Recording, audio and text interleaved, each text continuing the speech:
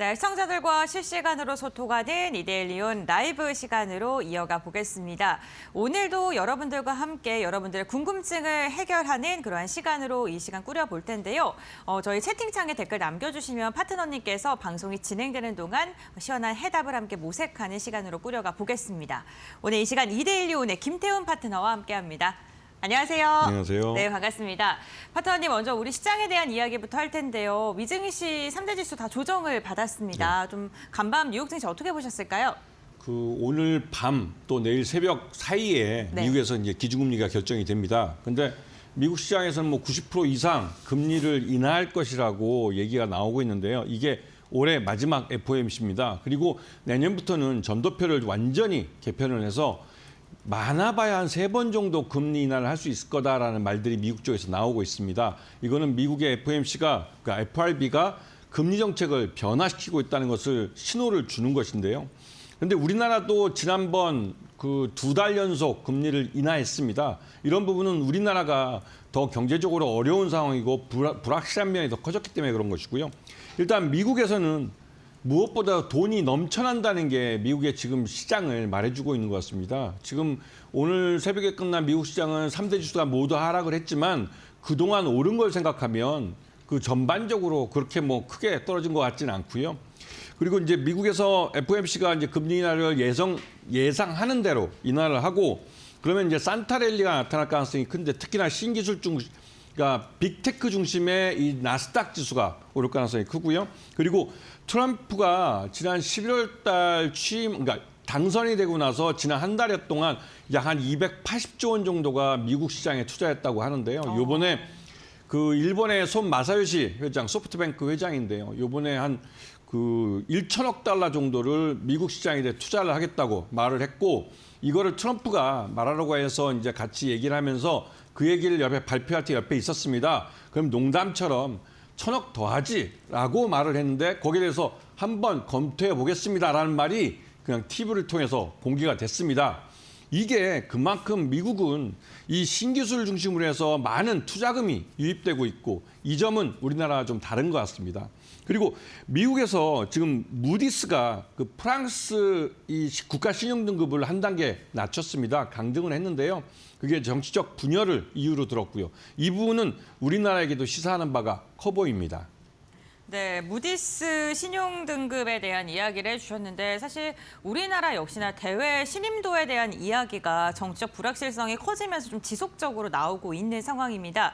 오늘 국내 증시 그래도 유가증권 시장은 상승폭을 유지해 주려는 흐름 나타나고 있거든요. 또 미증시보다는 오늘은 또 괜찮은 모습인데 어떻게 보세요?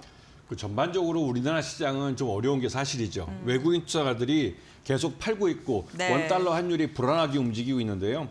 지금 1,430원대에서 공방전을 펼치고 있지만 결국은 1,450원으로 올 연말을 끝낼 가능성이 큰데 그렇게 될 경우에는 우리나라 기업들의 이 달러로 이제 수출을 할 때 달러를 받게 되는데 달러를 갖고 있는 기업들 같은 경우는 이 실적 자체가 4분기 실적이 왜곡이 발생합니다. 실적이 굉장히 좋아진다고 볼 수가 있는데요. 이번에 삼성전자도 이 4분기 실적이 잠정치로 한 7조 원 정도의 영업이익이 발생할 것 같다고 얘기를 하는데도 불구하고 지금 이 삼성전자의 실적이 만족스럽지 못하다는 말들이 나오는 이유는 그런 달러를 수출하는 대금을 대부분 달러를 갖고 있기 때문에 달러로 환산했을 때 수익이 왜곡을 발생시키기 때문에 그런 면에서 투자자들이 이렇게 얘기를 하는 것이고요.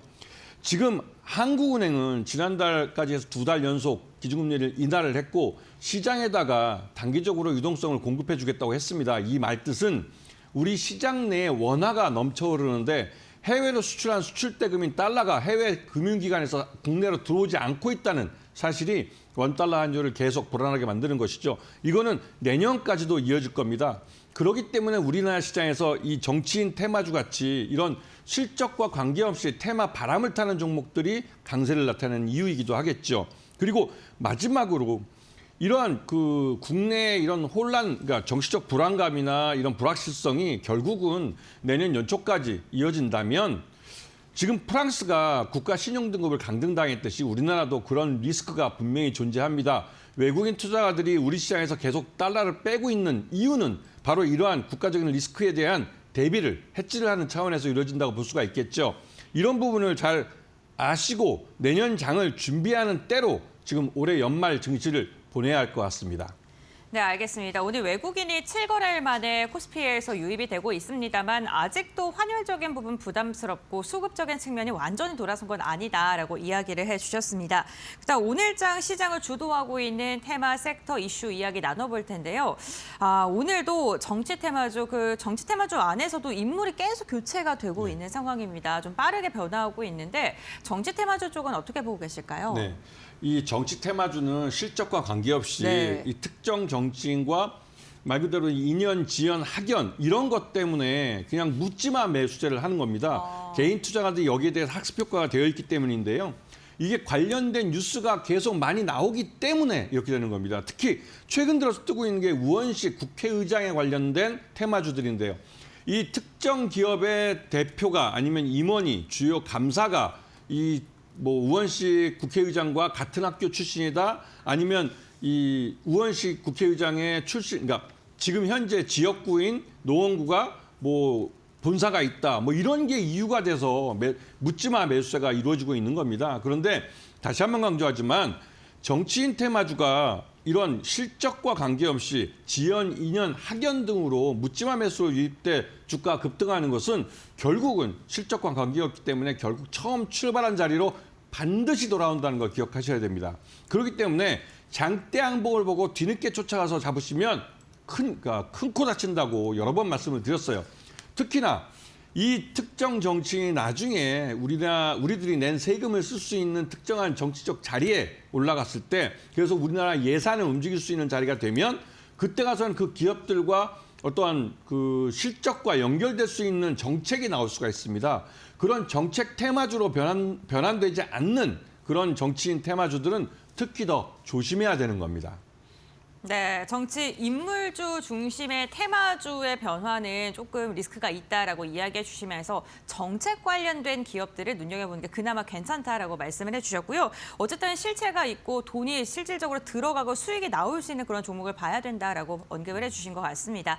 그럼 두 번째 섹터 이어서 이야기 나눠볼 텐데요. 오늘 두 번째로는 양자컴 관련된 섹터를 짚어주셨네요. 네. 네, 지난주부터 계속 괜찮아요. 이 양자 컴퓨터 같은 경우는 우리나라보다는 미국 쪽에서 시작됐는데요. 미국에서 구글 알파벳이 양자 컴퓨터를 개발했다는 게 시장의 뉴스가 되면서 말 그대로 여기에 이제 돈 버는 기술이라는 게 이제 검증이 됐고 그렇기 때문에 미국 시장에서 돈이 몰리고 있는 겁니다. 그런데 애석하게도 우리나라는 지난 3년 동안 이 국가 R&D 자금을 큰 폭으로 삭감이 됐습니다. 그러다 보니 여기에서 연구비를 받아서 연구해야 될 연구원들이 대부분 연구비가 없어서 어쩔 수 없이 해외 연구기관들이나 해외 대학으로 많이 빠져나갔고 특히 이 양자 컴퓨터 관련된 분야는 미국으로 많이 갔습니다. 그러다 보니 우리나라는 양자 컴퓨터 자체를 개발하기보다는 양자 컴퓨터를 이용한 양자 보안, 양자 암호 보안 쪽에 더 많은 투자가 이루어졌죠. 이거는 SKT나 KT, LG, U+ 같은 통신 서비스 업체들이 여기에 많은 투자를 했기 때문에 그렇습니다. 즉 정부가 하지 않는 투자를 대기업들이 해주는 것이죠. 이거는 투자가들이 주의 깊게 보셔야 되는데요. 정부 예산으로 투자되지 않는 부분을 이런 대기업들이 투자해 주는 부분이 앞으로의 시장을 이끌어갈 거기 때문에 이런 부분을 잘 보셔야 되고 여기 중에서 엑스게이트나 KCS, 코이버 같은 업체들이 있는데요. 엑스게이트 같은 경우 SKT와 양자암호 보안의 VPN 솔루션을 개발을 했습니다. 그리고 KCS 같은 경우 SKT와 함께 양자암호 원칩을 공동 개발을 했고요. 그리고 코이버 같은 경우에 양자통신 암호 장비인 QENC라는 것을 국가 공인단체에서 공인을 받았습니다.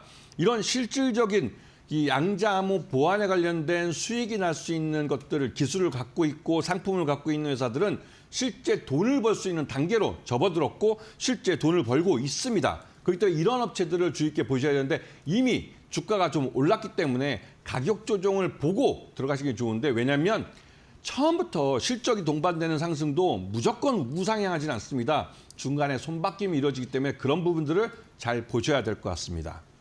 네, 알겠습니다. 두 번째로 양자 컴퓨터에 대한 이야기 나눠봤습니다. 미증시에서 양자컴 관련된 기업들의 주가가 고공행진을 이어가고 있습니다. 국내 관련돼서 보안 기업들 잘 가고 있고 종목 원선을 해주셨으니까요. 이 부분 참고해 보시면 좋을 것 같고요.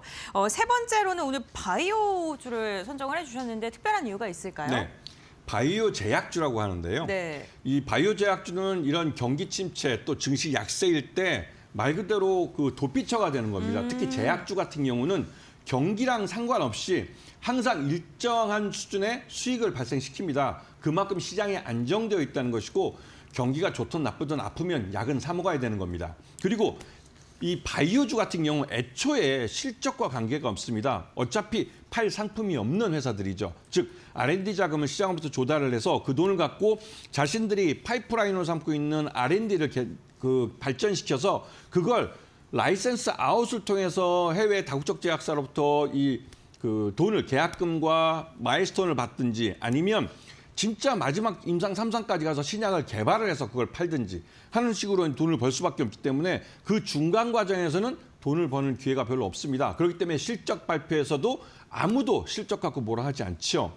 그런데 이러한 그 바이오주들이 이러한 약세장에서 특히 우리나라처럼 이제 경기가 안 좋을 때는 일종의 도피처가 되고 있는 겁니다. 이거는 기관 투자자과 외국인 투자자들이 사주기 때문에 그런 것이죠. 특히 우리 시장에서 유바이로직스나 셀트리온 제약, 바이오톡스텍 같은 업체들을 좀 눈여겨보셔야 되는데요.